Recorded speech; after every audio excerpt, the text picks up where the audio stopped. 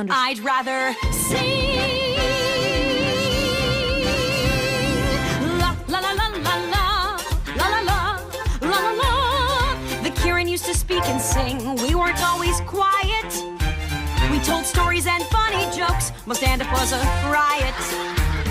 But then one day a fight broke out and hurtful words were said. Flaring tempers were inflamed. Destruction quickly spread. And flaming red from head to head, it even burnt our bread. Sorry, I forgot how much I love rhyming. Where was I? Oh, right! My happy village lay in ruins. Relationships got worse. Spoiler alert, we quickly learned that words could be a curse. No more talking, yelled our leader, the last thing said aloud. Into the stream of silence we stepped as a crowd. The water cooled emotions and peace was soon restored. But with no way to speak my thoughts, I got super bored. Seriously, there's only so long that Sudoku can keep you entertained. 'Cause rainbows won't light up the sky unless you let it rain. And shiny apples sometimes come with worms. No, you can't give up your laughter 'cause you're scared of a little pain.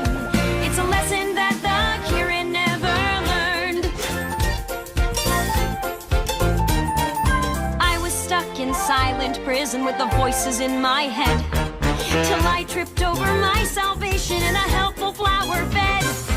I found a cure to clear my pipes, and I became quite chatty. With years and years of stored up words, I drove my village batty. They didn't like my jokes and songs and daily dose of news. The plays I wrote, the speeches spoke, variety reviews. Or the story about the Kirin who hid below an opera stage and fell in love with this opera singer, and he wore a freaky half-mask thing, and he played the organ a lot and got all broody because the singer was in love with another dude, so he took her away on this underground gondola. I mean, who doesn't love musical theater? The village leader made it clear I had to make my choice.